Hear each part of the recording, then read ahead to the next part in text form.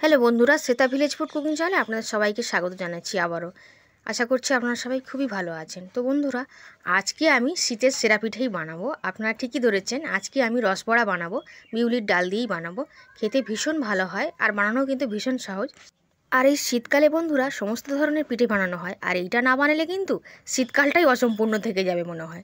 একেবারে রসে টইটুম্বুর হয়। আপনারা অবশ্যই খেয়েছেন, বানিয়ে খেয়েছেন। তো সেই রেসিপিটাই আজকে আমি শেয়ার করব। আর এতটাই ভালো হয় যে মুখে দিলেই মিলিয়ে যায়, দারুণ কিন্তু খেতে হয়। আর রসবড়া পছন্দ করে না এরকম মানুষ কিন্তু খুবই কম পাওয়া যায়। তো চলুন তাহলে আজকে সেই রসবড়াটাই বানিয়ে ফেলা যাক। তো এখানে আমি 200 গ্রাম বিউলির ডাল আগে থেকে ভালো করে ধুয়ে নিয়েছিলাম।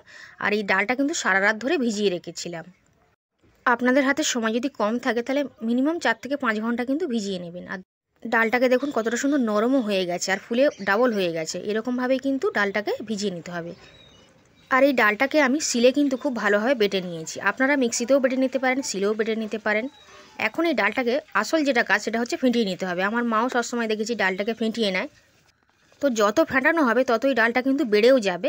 আর যতটা ভালোভাবে ফেটানোটা হবে ততই কিন্তু বড়াগুলো সুন্দর হবে, অতটাই ফুলকো হবে এবং দারুণভাবে তৈরি হবে।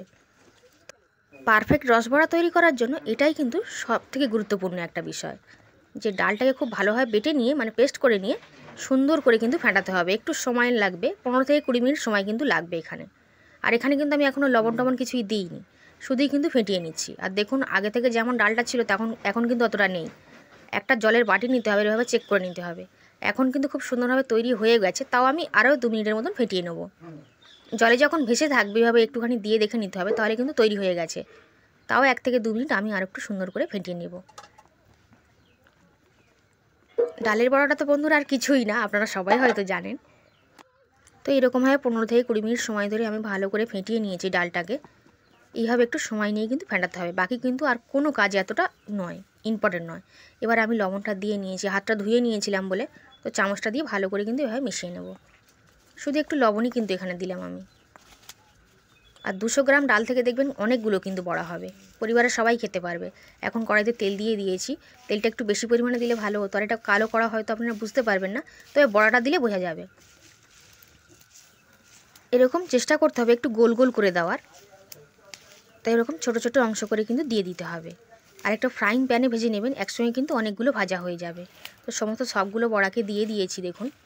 আর যথেষ্ট ছোটোভাবে দিয়েছি, একটু ক্যামেরাতে বড় লাগছে, কিন্তু বড়াগুলো যখন তেলে ভাজা হবে অনেকটাই বড় বড় হয়ে যাবে, কারণ ওই যে সুন্দরভাবে ফাটানো হয়েছিল সেটার জন্য। তো দেখুন কতটা বড়ই কিন্তু এখনই হয়ে গেছে।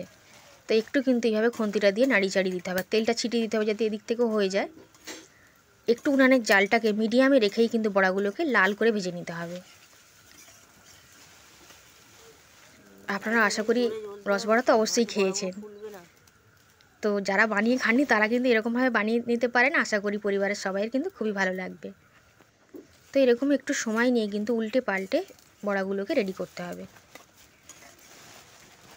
আর যতবার পরের ব্যাচে যখন ভাজবেন তখন কিন্তু আরেকটু ফেটিয়ে নেবেন, আর হাতটাকে একটু জলের মধ্যে দিয়ে নেবেন, তাহলে কিন্তু বড়াগুলো গোল গোল তৈরি হবে। আর এরকম একটা ঝাঁঝরি নিয়ে কিন্তু নাড়াচাড়া করতে হবে।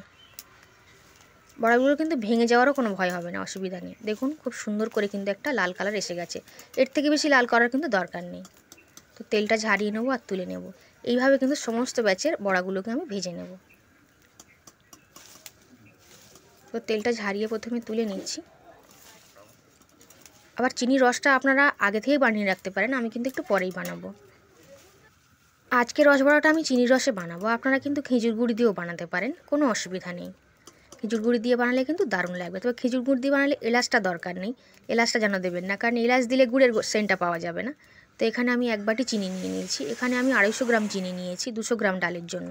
আর পরিমাণ মতন কিন্তু জল দিয়ে দিচ্ছি। এখানে চিনিটা কিন্তু একতার বা দোতার এরকম হওয়ার দরকার নেই, চটচটে শিরা বানানোর কিন্তু দরকার নয়, শুধু চিনিটা গলে যাওয়া পর্যন্ত অপেক্ষা করতে হবে। তো দেখুন চিনিটাকে নাড়াচাড়া করে গলিয়ে নেব, তাহলেই কিন্তু চিনিটা শিরাটা রেডি হয়ে যাবে। তারপর আমি ঢেলে নেব। তো চিনির শিরাটা কিন্তু আমার একেবারে রেডি হয়ে গেছে। তো একটা পাত্রের মধ্যে ঢেলে নেবো, যেই পাত্রে একটু বড় চওড়া মতন হলে ভালো হয়।